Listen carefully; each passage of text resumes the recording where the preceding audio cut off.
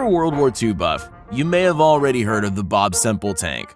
But for those that haven't, we preface this by saying it's been dubbed as one of the weirdest tanks in history. Warfare in the 20th century heavily involved tanks, and manufacturers wanted to outdo each other. However, we think Bob Semple took the cake. The fall of France and the New Zealand government are to blame for this ridiculous tank, not just Bob Semple. After the immense loss France took, the government gave Semple the okay to combine tractors that they had into tanks. This was done to save costs and help replenish losses even quicker. Semple essentially had to work without any blueprints and created a convoluted box-like structure that was manned by 8 crew members. Weapons included in this tank included Bren light machine guns all around the tank for 360-degree cover. The engine was a 6-cylinder diesel and went extremely fast considering the weight of it all, 13 miles per hour for the massive 25-ton hunk of metal. While the tank utilized materials that the government and manufacturer already had, the tank was essentially a functional flop and definitely wouldn't survive a full-on Japanese invasion. Most of the weapons we'll be discussing came from the World War II era, where technology was limited but troops needed the best.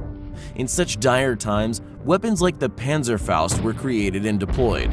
However, just because they were deployed and used doesn't mean they weren't ridiculous. For those that play video games or history buffs, a powerful and recoilless anti-tank weapon sounds like a dream and couldn't possibly be real. Thanks to its predecessor, the Faustpatron, the Panzerfaust was created for soldiers to be more mobile while destroying tanks. In short, this handheld tiki torch-like weapon could penetrate up to 5.5 inches of armor, with tubing that could be disposed of right after using. This rocket-type weapon had a crude aiming mechanism with a fixed range of 100 feet, and eventually led the weapon to be made in various sizes and weights. While primarily an anti-tank gun, the Battle of Normandy only saw 6% of tank losses from the British side due to this weapon. Thankfully, the thought of using the Panzerfaust encouraged tank forces to wait for infantry before moving forward. When you think of a submarine, a body of water comes to mind, as they were originally created to explore crazy water depths that the human body couldn't possibly survive on their own. In the mid-20th century, the Soviet Union had other ideas though. Boris Ushakov proposed the idea of a flying submarine to the Naval Engineering Institute, which put him as head of the project. Over a year after the project was led by Ushakov, it received a second evaluation by a committee. The original design posed a flying object that was composed of all metal and could reach speeds of 115 miles per hour in the air, but only 3.5 miles per hour when in the water. Since submarines existed during this time, you might be wondering what the primary advantage of this multi-environment vehicle may be. Ushakov thought that the maneuverability of his flying submarine could counter traditional subs used by enemies. Unfortunately, the project was temporarily suspended just a year later in 1939, but then resumed 5 years later under the orders of Chief Lavrenti Beria. 2 years after that, in 1947, the first test trial was performed. Ushakov's high didn't last for long, as the Communist Party ordered the project to be shut down in 1953. Nuclear weaponry has caused verbal as well as physical destruction between countries for decades. While many countries often discuss the deconstruction of nuclear weaponry, at one point, engineering for this weaponry was at an all-time high. Developed in the late 1950s, the smallest nuclear weapon was created. Dubbed Davy Crockett, this nuclear bomb was used to aid armies with incredible power against the Soviet troops. The Davy Crockett wasn't used to completely demolish an area like Nagasaki though. The intention was to incapacitate an area for no more than 48 hours. During the 48 hours after deployment, troops wouldn't be able to form, and NATO forces could mobilize. The yield of this Cold War-era weapon had the equivalent of up to 20 tons of TNT. The Davy Crockett weighed roughly 51 pounds and was originally tested in July of 1962. Unfortunately, it was taken out of commission in August of 1967. You may have seen the use of the Davy Crockett in video games like Fallout and Metal Gear Solid 3. The Fliegerfaust is a German-made prototype aimed to be a man-portable, ground-to-air launcher for destroying enemy planes. A weapon idea for World War II, this 14.3-pound weapon never quite made takeoff. While there were 4 million ordered for 10,000 launchers, only a few were produced. This rocket launcher was supposed to cut back on costs while providing portability that didn't have to be babysat. On paper, the range was designed to be as large as 500 meters. But unfortunately, it could never reach that goal, ultimately leading to deconstruction and shelving the idea. The Panzerwurfmine was a torpedo-like grenade used for anti-tank purposes and left quite an impact in real life, as well as video games. Used in World War II by Luftwaffe troops, this handheld anti-tank grenade had the premise of being effective against armor as well, but it had to be launched at a certain angle to be effective. To make the impact of the warhead effectively, it had to hit at a 90-degree angle. Nothing more, nothing less. Because of this and lack of range, the Panzerwurfmine was quickly decommissioned and shelved. Nazi Germany aimed to create a pistol that was effective for everyone to use during World War II. In having this type of gun, weapon costs could be more effective, more of the same would have to be created.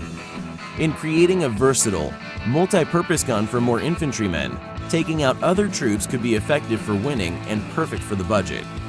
The preliminary purpose of this gun was to be used for target marking, signal flaring, illumination, and more.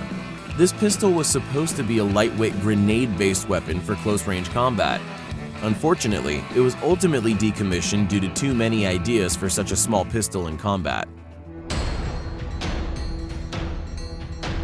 You didn't think we'd skip weapon accessories, did you? The Zielgerät 1229 had the frightening codename Vamper, as its primary intention was to provide active infrared technology to the 44 assault rifle during the Second World War.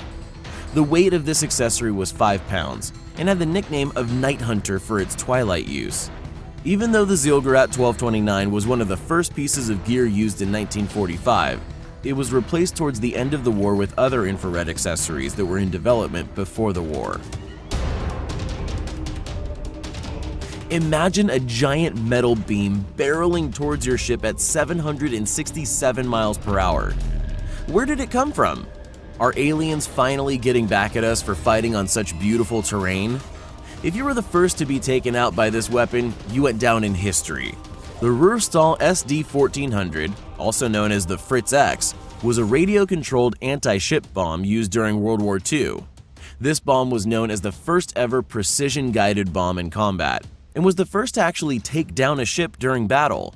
The weight of the Fritz X warhead was 710 pounds, and had an operational range of more than 3 miles. Signals were sent by the Kell Strasberg radio control link, and they were to be received by an antenna on the Fritz X. From there, history was made, and ships were taken out. However, the bomb was quite susceptible to countermeasures that dealt with intercepting these signals. After 1944, the Fritz X went out of service, but not before enemies copied the idea with the VB-1 Azon. Many weapons used in the earlier times of technological warfare had the basic premise of using new technologies against enemies that hadn't yet learned to counter them. The German Flechette is one weapon that used aerial tactics to take down their opponents in a small yet controversial way. The projectile was first seen and used during World War I, and delivery methods varied. Used as small arms ammo, or in shotguns and rockets, this versatile aerial dart just didn't meet expectations.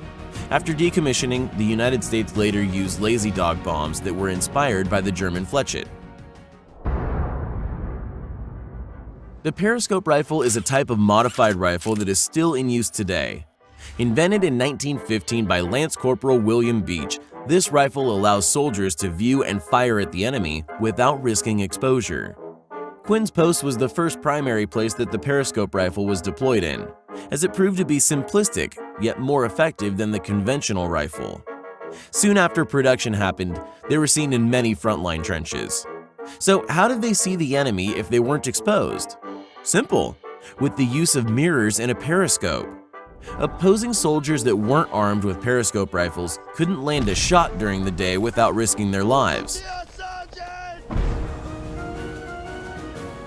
Speaking of trenches, the Leach trench catapult was an idea conceived and produced in 1915.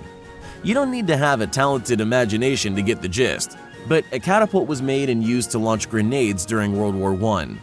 These grenades were 2-pound projectiles that were thrown into the trenches of enemies, but was quickly replaced towards the end of 1915 with the Solderel grenade launcher. The British Special Operations Executive Unit in World War II developed a type of animal-based explosive technology to be used against Germany.